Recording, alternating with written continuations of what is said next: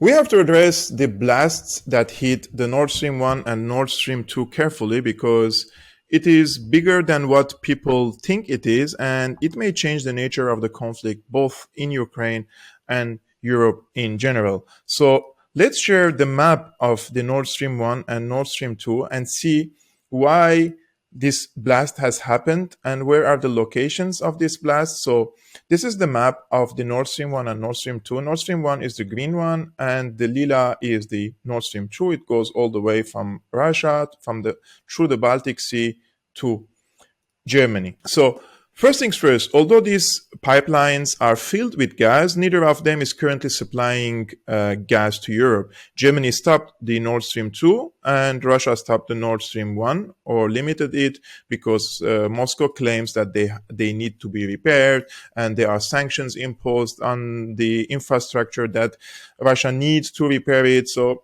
I don't really believe it, but this is the argument. So both of the Nord Stream 1 and Nord Stream 2 are either stopped or limited to the minimum levels. So here I would really like to objectively ask if Russia owns these pipelines and Russia is able to, so again, this is the map. I would like to show you the other map actually. If Russia owns these pipelines and it is capable of turning them off anytime it wants under any excuses, why would Moscow blast them? So you own the gas pipelines, you control it, you can stop the flow of the gas from Russia to Europe to blackmail Europe economically. You're able to do all of this, and you are already doing it. So why would you blast your own pipelines that cost you so much money, infrastructure, and also you have the interest, right? You want to sell your gas to Europe. So I truly don't see the logic behind this argument unless some uncontrolled personnel elements from the Russian army, navy, or the submarines did it, which is highly unlikely, in my opinion, considering the locations of the blasts near the Swedish and the Polish waters. So I will zoom in. These three black circles are the locations where the blasts and the leak happened. One of which is closer to the Poland, which of course you have NATO here, and also Sweden. So if it was coming from Russia, any submarine or missile or rocket or turbines, etc., I think Poland and Sweden were capable of spotting it, unless, as I mentioned, something very sophisticated, maybe from the Russian side, which I rule out that possibility because of the reason that I mentioned. It's your own gas pipeline and you control it, and you also can turn off the gas. So in this regard, actually, I would like to share what Craig Murray, who is a former British diplomat and a historian, said about this. The Nord Stream 2 pipeline allows Russia to send gas to Western Europe without paying transit fees to Ukraine and Poland. Russia just completed it in the teeth of massive opposition from Ukraine, Poland, and the United States. Now they are trying to convince you it was Russia who blew it up. I think this makes really sense from the point of view of the interests. If you take the interests of Poland, Ukraine, and the United States, they all are on the opposite side of the Nord Stream 2. They don't want the Nord Stream 2 to be functional, and they don't want any flow of gas coming from the Nord Stream 2 to Germany, unless in the future, probably, that there would be some pipelines passing through Ukraine and Poland so that they could also get some fees on it. Now, I also want to show you what Kim.com, who is, by the way, German, and he is threatened by extradition from New Zealand to the United States under different accusations from the American government. And what he says here is pretty interesting, and I have addressed this issue in a previous video that I will show you again. And I agree with some of his assessments in this regard. So what he says, the sabotage of Nord Stream 1 and Nord Stream 2 targets the desire of Germany to negotiate peace with Russia in an effort to save the German industry from total collapse.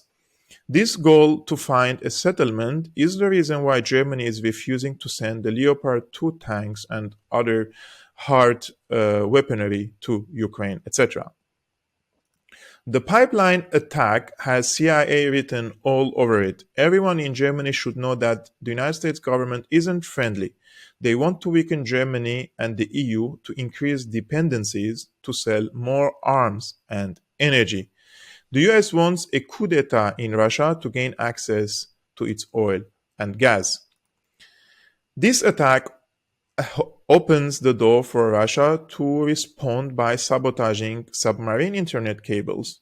Russia has local internet. The impact to Russia would be minimal. The US would suffer huge economic damage. Germany is at a crossroad. Will Olaf Scholz allow the US government to ruin Germany or not? Then he posts this article, UK donates underwater drones to Ukraine for mine hunting. And he says every action the Ukraine takes is coordinated with the US government. This recent delivery of underwater drones is interesting. They operate up to a depth of 100 meters, and the pipeline explosions were at the depth of 70 to 90 meters. Go figure. So Ukraine also has the means to blast these the underwater pipelines from Russia to Germany. But as he mentioned, I think Ukraine would never do anything like this without the approval of the United States. I think the military operation in Ukraine is mostly managed by the United States, and the CIA has a heavy headquarters in Ukraine that is in charge of the military operations, the secret operations, and also the special operations, I would say, against the Russian forces there. So now I would like to show you this video that I made a few weeks ago, and it's the title of it goes by the NATO's unspoken plot against Germany. And I addressed this issue from a similar point of view, and I think the United States is aiming at destroying the industry of Germany, and it wants Germany to become an economy dependent on the agriculture instead of the industry, and I explain it here. Let's watch it together. Since the beginning of the Russian military offensive in Ukraine, there has been a great emphasis by Western countries on Germany's relations with Russia. If Germany won't stop buying Russian gas, it should face sanctions too, titled the British Telegraph. Although Germany is highly dependent on Russian gas, oil and coal for the sustainability of its economy, it seems the so-called allies of Berlin do not care less about the economic crisis that is already hitting Germany today. But this behavior towards Germany is not new. In 1941, Senator Harry Truman said, "If we see that Germany is winning, we ought to help Russia. And if Russia is winning, we ought to help Germany.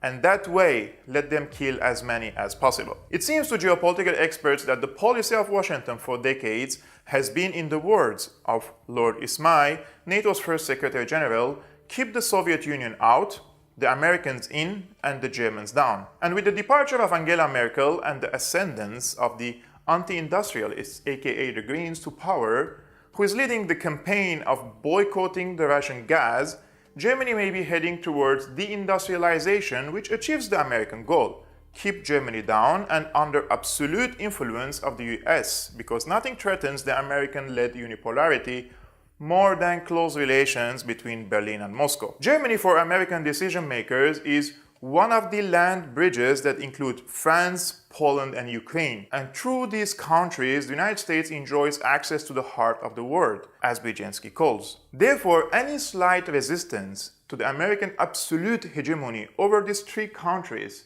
in the form of buying gas, for example, from Russia, means the United States' attempt to reach the heart of the world and weaken Russia to the extent of fragmentation is obstructed. In the same context, let us not forget that Macron, who was recently re-elected, has the ambition of becoming the emperor of the EU. And with the departure of Germany's Iron Woman, Macron wants to hit two birds with one stone, harm Russia and weaken Germany. With friends like this, who needs an enemy? So this was the video that I made a few weeks ago, and I think it's still relevant today considering what's happening in Ukraine, in Eastern Europe, and also in Germany. And with these blasts in Nord Stream 1 and Nord Stream 2, I think it is more relevant now, and we have to understand that I think it was Brzezinski who said that to be America's enemy is dangerous, but to be America's ally is fatal.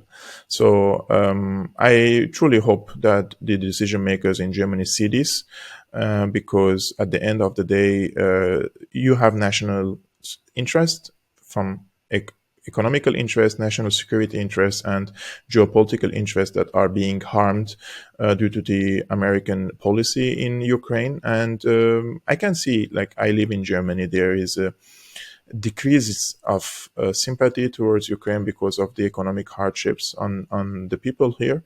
So let's see how this will develop, because in my opinion, it's very, very dangerous, and it could develop into a wider military conflict that everyone would lose control over it.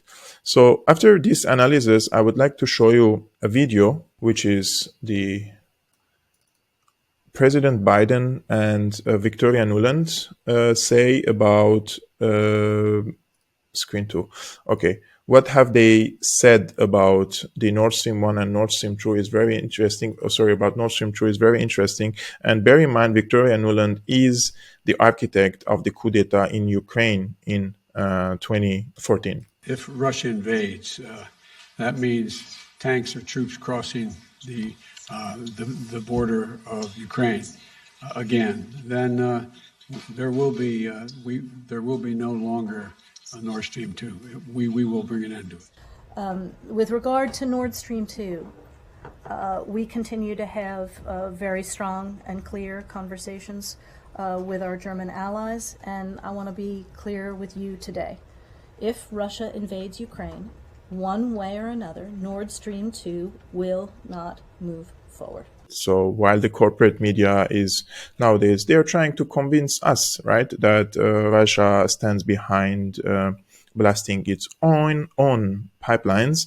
And to be honest, I'm not ruling out any possibility here. And I mentioned the other possibility, but you can't convince me that the United States, Ukraine, and Poland aren't suspects, since they have financial, military, and geopolitical interests for these pipelines to stop the flow of the gas, to stop from Russia to Europe, right? Especially to Germany.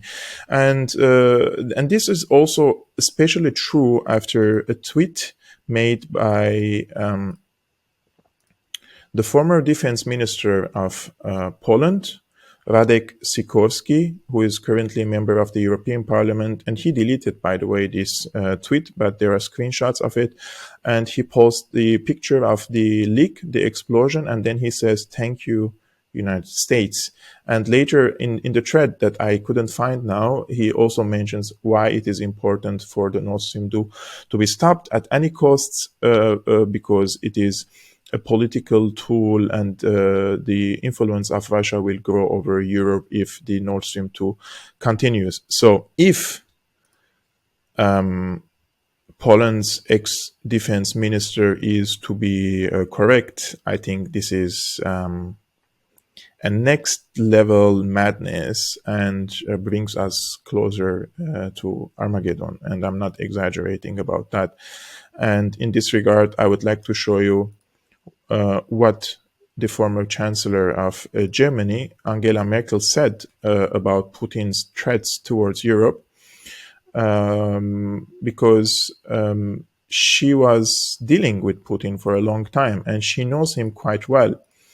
So look what the Germany's former chancellor, Angela Merkel, she warned that Vladimir Putin's words should be taken seriously. She added that not dismissing words as a bluff was proof of political intelligence.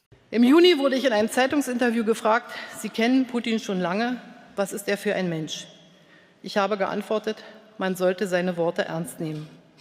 Und heute möchte ich angesichts der Entwicklungen der letzten Tage ergänzen, Worte ernst zu nehmen, sie nicht von vornherein damit abzutun, sie sei nur ein Bluff, sondern sich ernsthaft mit ihnen auseinanderzusetzen, das ist beileibe kein Zeichen von Schwäche oder Beschwichtigung, sondern ein Ausweis politischer Klugheit. Einer Klugheit, die dazu beiträgt, Handlungsspielräume zu erhalten oder, mindestens so wichtig, sogar neue zu erarbeiten. So, what do you think? Do you think Russia stands behind the blasts against the Nord Stream 1, Nord Stream 2? Or do you see that it's from the other camp, the NATO camp, or maybe a third party who's trying to provoke both sides into a clash? There are so many possibilities. I mentioned them in this video. And do you think that the Western leaders will take the words of Putin seriously as advised by the former Chancellor of Germany, Angela Merkel, or they will keep ridiculing the statements and provoking Russia in Ukraine until we reach into an end game and like a wider war that things could get out of control? Let me know your opinions in the comments below. I've been your host, Georg Almasian of Syriana Analysis. If you like my content, please hit the like button and subscribe. It's a really great help. And I would like to deliver my special thanks to all the supporters of Syriana Analysis, whether online, posting my videos on Twitter, Facebook, and other platforms, or whether financially. There are so many people actually supporting my work financially through Patreon or becoming a member of Syriana Analysis or even through PayPal. I would like to thank you all, guys. It's a really great help for me, and it enables me to continue and deliver to you my own commentaries and analysis, and also to inform you of what's happening around the world from my both, I would say, objective and subjective perspectives.